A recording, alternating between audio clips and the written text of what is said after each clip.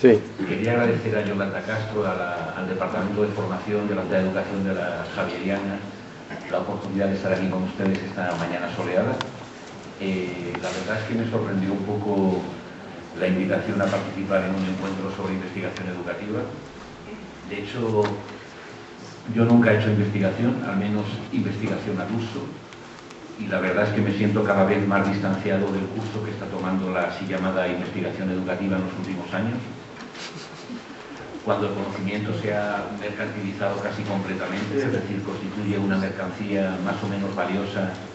en eso que se ha venido a llamar el capitalismo cognitivo, ¿no? Que también se llama en otros eufemismos la sociedad del conocimiento o de la información, digamos. Cuando además la investigación está ahormada desde modelos cada vez más credencialistas, es decir, que lo que hacemos contribuye a dar puntos, puntitos y calificaciones comparables e intercambiables, es decir, un valor mercantil a lo que producen los departamentos universitarios, los investigadores, los grupos de trabajo y las universidades de todo el mundo, ¿no? Cuando además la investigación educativa se practica mayoritariamente en el marco de esas palabras mágicas de nuestra época tomadas de la economía, como son la palabra innovación y la palabra competitividad. Y desde luego cuando el conocimiento producido se ha puesto al servicio de las políticas estatales cada vez más globalizadas, que a su vez tienen una relación directa o bien con las necesidades económicas, o bien con lo que Foucault llamaba la biopolítica, es decir, la gestión de los individuos y de las poblaciones. Tomando una posición relativamente marginal a ese dispositivo que se llama investigación, lo que yo he tratado de hacer con mayor o menor fortuna en los últimos años ha sido reivindicar la experiencia, el saber de experiencia y los lenguajes de la experiencia en educación, tratando con ello de contribuir a una forma de pensar, de decir, de mirar la educación que no sea asimilable ni por la investigación científico-técnica, esa que se formularía desde el par ciencia técnica, esa según la cual la pedagogía es una ciencia aplicada, y tampoco por la investigación así llamada crítica, es decir, esa que se formularía desde una teoría de la praxis y que incluiría todas las retóricas de la reflexión sobre la práctica o para la práctica con una orientación, digámoslo así, más política, ¿no? Además, no soy experto en nada, ¿no? Ni siquiera soy capaz de tratar un tema de actualidad, porque cada vez más desconfío de la palabra actualidad y de todos aquellos que se amparan en ella, digamos, para decir ciertas cosas. En ese sentido, además, es conocida mi oposición resignada a los nuevos rumbos universitarios, a los que contemplo con una mezcla de rabia y de impotencia. Cada vez estoy más convencido de que esa universidad que está viniendo no es la mía, y cada vez me cuesta más simpatizar con sus nuevos habitantes o con los que aspiran a serlo. De hecho, una de las últimas cosas que he escrito es un largo artículo titulado Fin de partida, como la obra homónima de Samuel Beckett, subtitulado Leer, escribir y pensar en una facultad de educación, en el que constato el lamentable, definitivo e irremediable final de una cierta manera de entender la lectura, de una cierta manera de entender la escritura y de una cierta manera de entender el pensamiento, ¿no? Lo que me convierte claramente en un dinosaurio, es decir, en un animal sin posibilidades adaptativas al nuevo curso de las cosas, en un viejo cascarrabias, de esos que se la pasan refunfuñando a propósito de cosas que no entienden, o lo que es peor, ¿no?, en un reaccionario. Ese texto que se titula Fin de partida está encabezado por una frase de Peter Hanke que dice probar de nuevo todos los verbos. Y de hecho, en ese texto del que yo tomé esa frase, Hanke hace eso, ¿no? Hace probar qué significan hoy algunos verbos de toda la vida, como por ejemplo viajar, qué significa hoy viajar en la época del turismo en masa, qué significa hoy amar, qué significa hoy pensar, qué significa hoy conversar, qué significa hoy caminar. Entonces yo encabecé ese texto con esa frase de Peter Hanke, probar de nuevo todos los verbos, porque lo que yo quería hacer es, pues, todavía se puede resignificar esos viejos verbos que nombraban un poco la vieja universidad,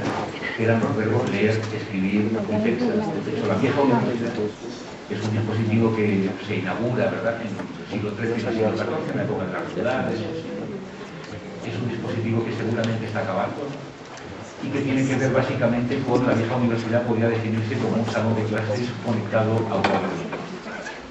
Y seguramente en nuestra época se está redefiniendo completamente qué significa un salón de clases. Al menos en la universidad de la que yo vengo, el salón de clases está siendo completamente arrasado como lugar de aprendizaje, ¿no? Y desde luego con las nuevas tecnologías de conexión y así se está redefiniendo también completamente qué es una biblioteca. Ese texto, que se titula así, ¿verdad?, Final de partida, leer, escribir y pensar en una facultad de educación, termina así.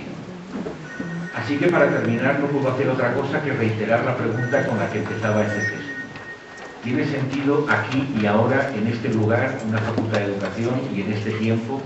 cuando el curso ordinario de las cosas es el triunfo sin alternativas de una universidad mercantilizada, volver a preguntarse por la lectura, la escritura y la conversación? Nosotros sabíamos el significado de las viejas palabras y ahora ya no estamos seguros de que quieran decir nada y no queremos aprender las nuevas porque ni nos fiamos de ellas ni tienen que ver con nosotros. Además, estamos tristes y cansados, por lo tanto, seremos capaces de probar de nuevo todos los verbos, por ejemplo, leer, escribir y conversar y tal vez pensar. Otro de mis textos recientes es también un largo artículo titulado Herido de realidad, notas sobre los lenguajes de la experiencia, que es una queja impotente contra algunos de los lenguajes dominados en la investigación educativa, en tanto que son lenguajes desgajados de la vida, desgajados de la experiencia. Ese texto está encabezado por un poema de Idea Vilariño, de una poeta uruguaya, que dice: pero qué, pero cómo, pero de qué otro modo, con qué cara, seguir viviendo, seguir. A mí de ese poema me interesó eso de con qué cara, porque el castellano está lleno de expresiones muy bonitas con el asunto de la cara, ¿verdad? Eso de echarle cara a la vida, cara dura, ¿verdad?, bajar la cara, esconder la cara, descararse, dar la cara, etc. Pero dice Vilariño, ¿no?, pero qué, pero cómo, pero de qué otro modo, con qué cara, seguir vivo y seguir. El último párrafo de ese texto dice así: a los pedagogos se nos ha puesto cara, de expertos, de políticos, de periodistas y de funcionarios, y hemos modulado nuestra voz para que corresponda a las máscaras acartonadas que constituyen esa posición. Además, la mayoría de nosotros vivimos encorralados en espacios universitarios puestos al servicio del gobierno y claramente mercantilizados. Por si fuera poco, el imperativo de los dispositivos de la investigación y de las constricciones de la carrera académica nos obligan a escribir y a publicar de una forma completamente absurda, inútil y enloquecida. Escribir y leer se han convertido en prácticas espurias y mercenarias, encaminadas a la producción de textos orientados sobre todo a los comités de evaluación y a los organismos financiadores de proyectos de investigación. Incluso la experiencia se ha convertido en tema de investigación, en disciplina académica y en motivo de escritura de tesis doctorales. Las formas institucionalizadas de escribir expulsan a los que aún tienen lengua, a los que piensan lo que dicen, no a los que dicen lo que piensan, pero el problema nunca ha sido decir lo que se piensa, ha sido siempre pensar lo que se dice, a los que piensan lo que dicen, y a los que no se acomodan a las formas colectivas de trabajo que se nos imponen. En esta época de indigencia debería bastar con leer, y si trabajamos en la universidad debería bastar con transmitir lo que hemos leído, debería bastar con dar a leer, y con tratar de propiciar en relación a la lectura y a la escritura la conversación y el pensamiento, como en aquellos tiempos remotos en los que aún se estudiaba. Yo hace tiempo que percibí cuáles podrían ser los efectos de la sustitución de la palabra estudiante por la palabra investigador. Hace ya mucho tiempo de eso, ¿verdad?, en que desde los 10 años los niños ya eran investigadores, ¿verdad?, ya eran productores de conocimiento. Y entonces cuando alguien se encuentra con un colega por los pasillos, eso de que te pregunten qué estás estudiando es una pregunta ya completamente anacrónica, y ahora la gente te pregunta qué investigas, ¿verdad?, o en qué grupo estás, y así, ¿no?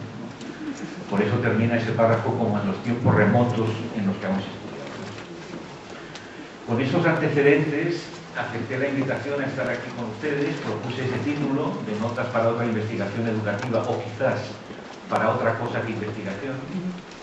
y como no tenía ni la menor idea de lo que iba a hacer, no anticipé ni una sinopsis ni una lista de palabras clave.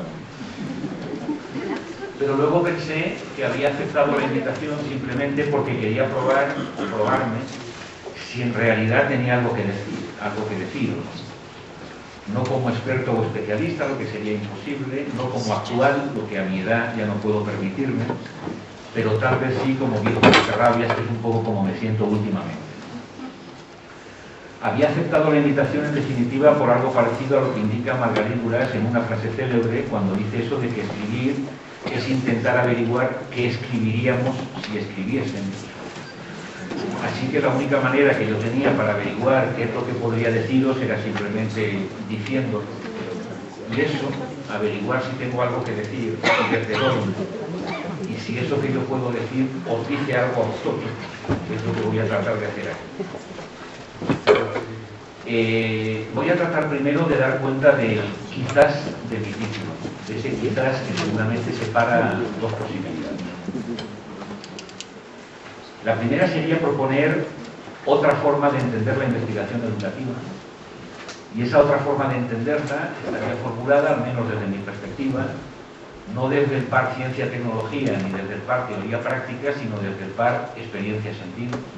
Y, por tanto, pensar que trabajar en la experiencia y a partir de la experiencia sería otra forma de entender la investigación educativa.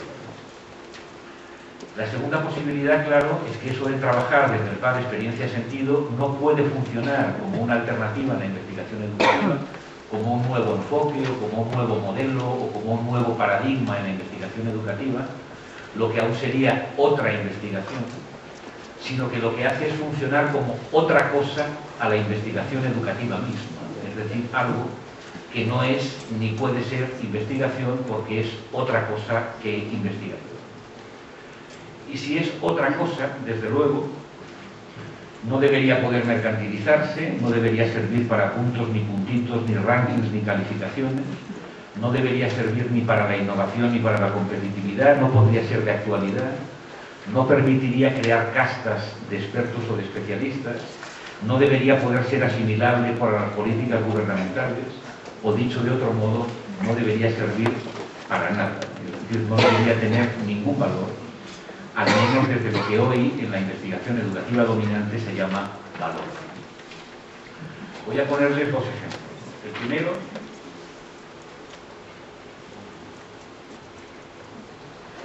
El primero viene de un encuentro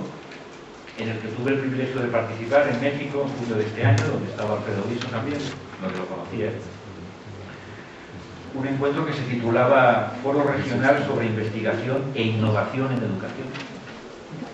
y que en esa edición estaba dedicado a la generación de conocimientos a través de colectivos, cuerpos académicos y redes. Todo eso naturalmente con mayúsculas.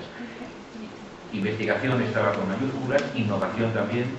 conocimiento también, colectivos, cuerpos académicos y redes también con mayúsculas. En ese foro yo traté de plantear un poco la cuestión de ese imperativo de la conexión generalizada, ese imperativo actual a constituir redes, cuanto más internacionales mejor, ¿no? Ese que hace que el viejo imperativo universitario de publica o perece se haya convertido en el imperativo de conéctate o perece. Es decir, entra en alguna red o en algún grupo o conéctate o perece. Y ahí hubo una mesa muy interesante sobre investigación en la que participaba un profesor mexicano que se llamaba Benjamín Berlanga, que yo lo conocí allí en ese encuentro, uno de esos que, como yo, trata de trabajar en el marco de la experiencia, y en esa mesa quedó muy clara la ambigüedad entre eso de otra investigación educativa o otra cosa que investigación educativa. La cuestión allí era de si de lo que se trataba era de que lo que nosotros hacíamos fuera reconocido también como investigación y por lo tanto nos permitiera acceder a proyectos de investigación convenientemente presentados, financiados y evaluados, o si más bien decidíamos que lo nuestro era otra cosa y dejábamos eso de la investigación a aquellos que quisieran ampararse en ello. El segundo ejemplo es de aquí de Bogotá, de hace unos días, en que participé en un foro en la Universidad Tadeo Lozano, un foro con gente del arte, que se titulaba Creación, Pedagogía y Políticas del Conocimiento. El foro estaba orientado a legitimar la creación artística como productora de conocimientos, al reconocimiento de los procesos de creación artística como modos de conocimiento, y trataba de proponer un diálogo entre los artistas, digamos así, ubicados en la universidad. Y esas instancias académicas que organizan, evalúan, estimulan la producción de conocimiento, de manera que lo que hacen los artistas pueda considerarse como algo equivalente a la investigación en el campo de las ciencias. Eso era un poco el asunto. O sea, la gente de las artes entró en la universidad en un determinado momento. Cuando entró a la universidad aceptaron convertirse en disciplinas, y cuando se convirtieron en disciplinas aceptaron entrar en el mismo sistema, digamos, ¿verdad?, de fomento, producción y evaluación de conocimiento del que forman parte de las disciplinas, y ahora no saben muy bien cómo encajar ahí, no saben muy bien cómo, en qué términos pedir plata a conciencia para entenderlos, ¿verdad?, cómo justificar sus proyectos de trabajo, ¿verdad?, por esa cuestión que es propia de la investigación artística, es decir, que lo que ellos hacen no pasa por los conceptos de verdad, de significado, de metodología, de estandarización, etcétera, por los que sí pasan las ciencias sociales. Y un poco ahí estaba la discusión que hay que se quería propiciar, ¿no? De ahí lo de arte y creación y políticas de conocimiento, que era un poco el tema, creación y políticas de conocimiento. A mí me invitaron a que hablara de experiencia estética, porque de hecho la idea moderna de experiencia viene sobre todo de la hermenéutica y de la estética, y que tratara de desarrollar de una forma que fuese útil para los artistas la cuestión de qué es eso del saber de experiencia. Y naturalmente se produjo allí la misma ambigüedad que en México, la ambigüedad entre los partidarios de que la idea de experiencia estética constituyera un concepto vertebrador para otra investigación, y aquellos que pensaban que si nos amparábamos en la idea de experiencia estética, lo que hacíamos era otra cosa que investigación, y por tanto no podíamos compartir con la investigación ni las mismas formas de hacer, ni las mismas formas de decir, ni las mismas formas de pensar. Vamos a ver cómo funciona en educación esa ambigüedad entre quizá que separa y a la vez une eso de otra investigación y eso de otra cosa que investigación. De hecho, como les he dicho antes, hace algún tiempo que vengo usando la palabra experiencia para operar con ella en el campo pedagógico, para explorar sus posibilidades en el campo pedagógico. Ustedes saben que la educación ha sido pensada básicamente, como ya indicaba antes, desde el par ciencia técnica y desde el par teoría práctica, ¿verdad? Para los positivistas, la educación es una ciencia aplicada, y para los así llamados críticos, la educación es una praxis reflexiva. Ustedes conocen sin duda esas discusiones, ¿verdad?, que han monopolizado un poco los últimos años, ¿no? Unas discusiones que para mí, a partir de cierto momento, estaban claramente agotadas. Es decir, que tanto los científicos, los expertos, ¿verdad?, los que se sitúan en el campo educativo desde la legitimidad de la ciencia, los que usan ese vocabulario de la eficacia, la evaluación, la calidad, los objetivos, los didactas, los psicopedagogos, los tecnólogos, los que construyen su legitimidad a partir de su cualidad de expertos, es decir, los que saben, los que se sitúan en posiciones de poder a través de posiciones de saber, tanto ellos como los críticos, los que se sitúan en el campo educativo a través de la legitimidad de la crítica, los que usan ese vocabulario de la reflexión crítica, los que consideran la educación como una práctica política encaminada a la realización de ciertos ideales como la libertad, la igualdad o la ciudadanía, ¿verdad?, los que se sitúan en posiciones académicas a través de convertirse en portavoces de esos ideales una y otra vez desmentidos, una y otra vez traicionados y una y otra vez desengañados, ¿no? Para mí, y hablo en primera persona, esas gramáticas estaban completamente agotadas, lo cual no significa que no continúen teniendo un lugar. Es decir, los expertos sin duda pueden ayudar a mejorar la eficacia de las prácticas, y los críticos siguen siendo importantes porque sigue siendo necesario que la educación luche contra la miseria, contra la desigualdad, contra la violencia, contra la competitividad, contra el autoritarismo porque es necesario mantener algunos ideales para que nuestra vida continúe teniendo sentido más allá de nuestra vida, y la educación tiene que ver siempre, como ustedes saben, con una vida que está más allá de nuestra vida, con un tiempo que está más allá de nuestro tiempo, con un mundo que está más allá de nuestro mundo. Por eso yo creo que es importante mejorar los saberes y las técnicas. Creo que es importante mantener permanentemente la crítica, ¿no? Que seguimos necesitando investigadores honestos y críticos honestos, ¿no? Que tenemos que seguir pronunciando el lenguaje del saber y el lenguaje de la política. Pero independientemente de eso, al mismo tiempo, tengo la impresión de que esas gramáticas están ya completamente constituidas, es decir, que pueden producir constantemente enunciados nuevos en el interior, ¿verdad?, de sus propias reglas de enunciación, pero que esas reglas de enunciación están ya completamente definidas. Nosotros ya sabemos perfectamente qué significa tener una relación técnica con el mundo, ya sabemos perfectamente qué significa tener una relación crítica con el mundo. Y lo que yo he tratado de hacer en los últimos años es tratar de enunciar qué sería tener una relación experiencial, digámoslo así, con el mundo. Pero desde ahí, desde la experiencia, no se puede hablar automáticamente y tampoco se puede pensar automáticamente. Es decir, quizás se pueda habitar experiencialmente los espacios educativos, pero naturalmente no sabemos cómo, porque ese cómo es algo que tiene que ser inventado, probado, creado y experimentado constantemente. Por tanto, la pregunta que yo estoy tratando de ir llevando un poquito hacia adelante, ¿no?, en esta exposición,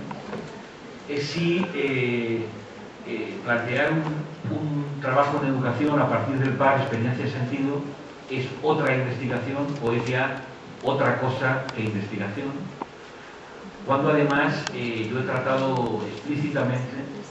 de no hacer de la experiencia una cosa, es decir, no objetivarla, no cosificarla, no calcularla, no fabricarla, no pretender pensarla científicamente, cuando he tratado también de separar claramente experiencia de práctica, es decir, pensar la experiencia no desde la acción sino desde la pasión,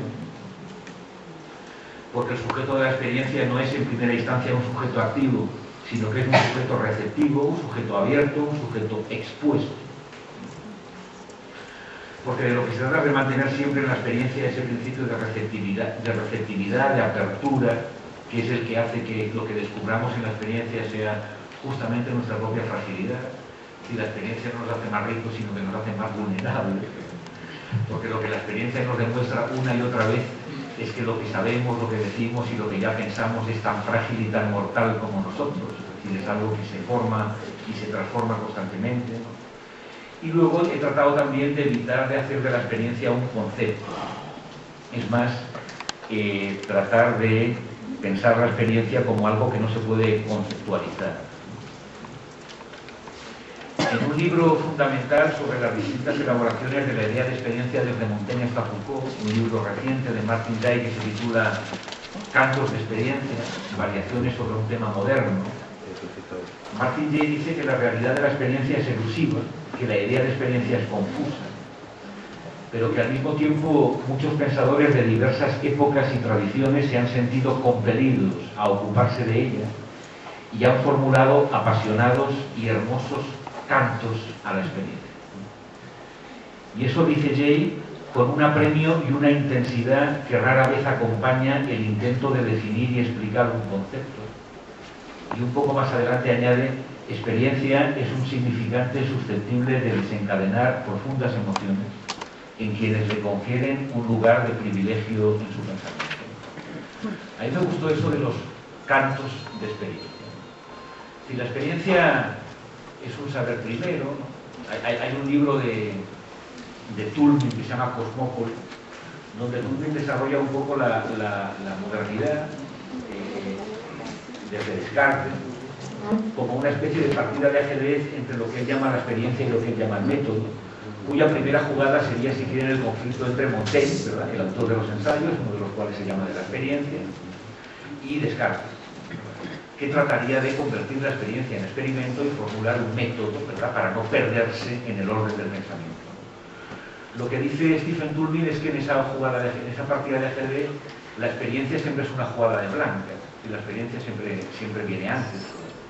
Y lo que hace el método es tratar de ahormar, tratar de perfilar, tratar de definir, tratar de hacer calculable, digamos, la experiencia. Y como eso no lo puede hacer sin cierta violencia, dice Jay, la experiencia de alguna manera protesta. Por eso yo tengo la sensación de que los cantos de experiencia, no sé si el concepto de experiencia, pero los cantos de experiencia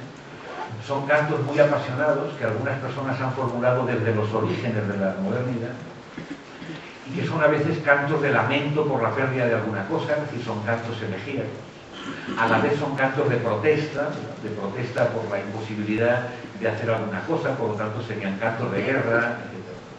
Pero a mí me gustó esa idea de que lo que la palabra experiencia ha producido a lo largo de la historia de la modernidad no son tanto métodos o paradigmas de investigación, sino que son fundamentalmente cantos. Es decir, distintas personas, en distintos contextos, en diferentes circunstancias, han tratado de cantar la palabra experiencia para